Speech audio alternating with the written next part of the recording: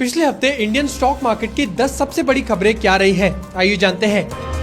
Tata Motors ने 6 साल बाद साउथ अफ्रीका के पैसेंजर कार मार्केट में वापस एंट्री ली है। साउथ अफ्रीका में बजट फ्रेंडली कार्स की डिमांड बढ़ रही है, इसी वजह से टाटा वापस आई है। टाटा मोटर्स ने 3 एसयूवी मॉडल्स और एक कॉम्पैक्ट हैचबैक लॉन्च की है, जो सितंबर से बिकने लगेंगी। टाटा का प्लान है कि अगले कुछ सालों में साउथ अफ्रीका के टॉप 5 कार ब्रांड्स में शामिल हों और 6% से 8% का मार्केट शेयर लें। लेकिन यहाँ उनका मुकाबला चाइनीज कंपनीज जैसे चेरी, BYD, बीजिंग ऑटोमोटिव और GWM से होगा, जो ऑलरेडी सस्ती और अलग पावर ट्रेन वाली कार्स बेच रही हैं। वेदांता की शेयर्स लगभग 3% गिर गए क्योंकि कंपनी के डीमर्जर प्लान को लेकर काफी प्रॉब्लम सामने आई है। NCLT ने डीमर्जर प्लान की हियरिंग 17 सितंबर तक डिले कर दी है क्योंकि सेंट्रल गवर्नमेंट ने इस पर ऑब्जेक्शन उठाया है। गवर्नमेंट का कहना है कि वेदांता ने कुछ इंपॉर्टेंट डिटेल छुपाई है, रेवेन्यू को ज्यादा दिखाया है और लायबिलिटीज छुपाई है, जो ड्यूज की रिकवरी को अफेक्ट कर सकती है। सेबी ने वेदांता को वार्निंग दी है क्योंकि कंपनी ने NOC मिलने के बाद अपने डीमर्जर प्लान में चेंजेस किए, जो रूल्स के खिलाफ है।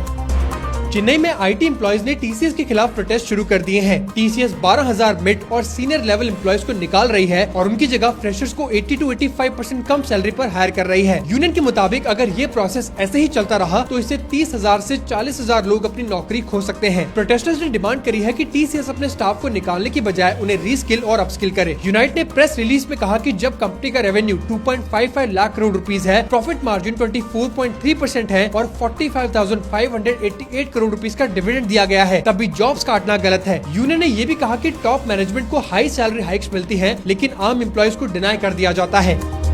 ओला इलेक्ट्रिक के शेयर्स ने 2 दिन में लगभग 25% की तेज रैली दिखाई है। 19 अगस्त को 8.8% बढ़ने के बाद 20 अगस्त को स्टॉक 14.5% चढ़कर 51.33 रुपीस पर शेयर तक चले गया था। ये रिकवरी तब हुई जब इन्वेस्टर्स GST रिफॉर्म्स और EV मार्केट की ग्रोथ को लेकर ऑप्टिमिस्टिक थे, लेकिन अभी कंपनी के फाइनेंशियल्स वीक हैं। कंपनी ने जून क्वार्टर में 428 करोड़ रुपए का नेट लॉस रिपोर्ट किया है और रेवेन्यू आधा होकर 828 करोड़ रुपए पर आ गया है। 2025 में ओला इलेक्ट्रिक के शेयर्स पहले ही 41% गिर चुके हैं और पिछले एक साल में 63% डाउन है। अब एनालिस्ट का कहना है कि स्टॉक ने 39 रुपीस पर स्ट्रॉन्ग सपोर्ट बनाया है। अगर ये 46 रुपीस के ऊपर टिकता है तो अगले टारगेट्स 52.5 रुपीस और 57 रुपीस तक जा सकते हैं।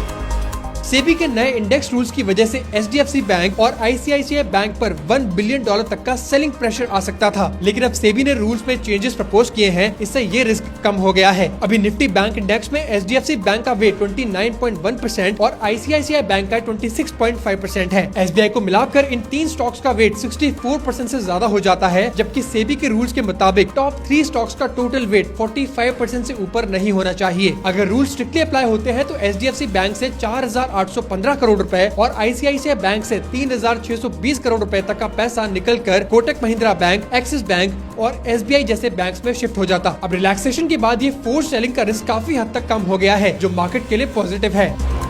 विजय केडिया के पोर्टफोलियो का स्टॉक टेक इन्फोसेक 2 दिन में लगभग 16% बढ़ गया है। टेक इन्फोसेक की US सब्सिडरी साइबरस्कोप ने NASDAQ पर IPO लाने का प्लान बनाया है। ये पहली बार होगा कि India listed cyber security company की यूनिट NASDAQ में लिस्ट होगी। इस न्यूज के आने के बाद 20 अगस्त को स्टॉक 5% चढ़कर 985.7 रुपीस तक आ गया। विजय केडिया का इस कंपनी में 14.6% स्टेक है।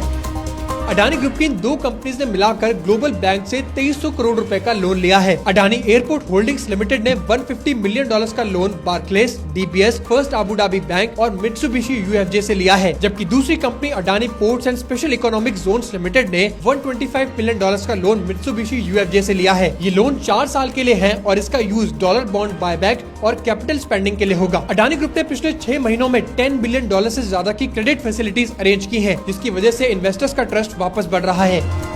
अल्ट्राटेक सीमेंट अपनी यूनिट इंडिया सीमेंट्स में से लगभग 6.5% स्टेक बेचने वाली है, जिसकी वैल्यू 745 करोड़ रुपीस है। ये सेल ओपन मार्केट पे होगी। इस न्यूज के बाद इंडिया सीमेंट का शेयर 0.8% गिरकर 370.25 रुपीस पर क्लोज हुआ, जबकि अल्ट्राटेक सीमेंट का शेयर 12,874 रुपीस पर फ्लैट रहा। अल्ट्राटेक ने जुलाई 2023 में इंडिया सीमेंट्स का कंट्रोल लिया था। अब ये स्टेक सेल इसीलिए हो रही है क्योंकि सेबी के रूल के मुताबिक कोई भी प्रमोटर अपनी कंपनी में मैक्सिमम 75% तक की स्टेक रख सकता है। अभी अल्ट्राटेक के पास 81.5% स्टेक है और बाकी हिस्सा पब्लिक शेयर होल्डर्स के पास है। सरकार ने HAL को 62,000 करोड़ रुपए का ऑर्डर दिया है। इस न्यूज के आते ही शेयर्स 3% से ज्यादा बढ़ गए। इस ऑर्डर के अंदर इंडियन एयरफोर्स के लिए 97 LCM MK-1A फाइटर जेट्स खरीदे जाएंगे। इससे पहले फरवरी 2021 में HAL को 83 जेट्स के लिए 48,000 करोड़ रुपीस का ऑर्डर मिला था, जिसमें पहला जेट अक्टूबर में डिलीवर होने की उम्मीद है। ये नए जेट्स MiG-21 एयरक्राफ्ट की जगह लेंगे, जो सितंबर में रिटायर हो रहे हैं। HAL हर साल बेंगलुरु प्लांट में 16 जेट्स बनाता है और नासिक प्लांट के जुड़ने से कैपेसिटी 24 जेट्स पर ईयर हो जाएगी। पिछले 6 महीने में HAL के शेयर्स 35% बढ़े हैं। अभी शेयर 4,533 रुपए पर ट्रेड कर रहा है। UBS ने HAL का टारगेट प्राइस 4,900 रुपए कर दिया है, यानी लगभग शेयर 10% और ऊपर जा सकता है।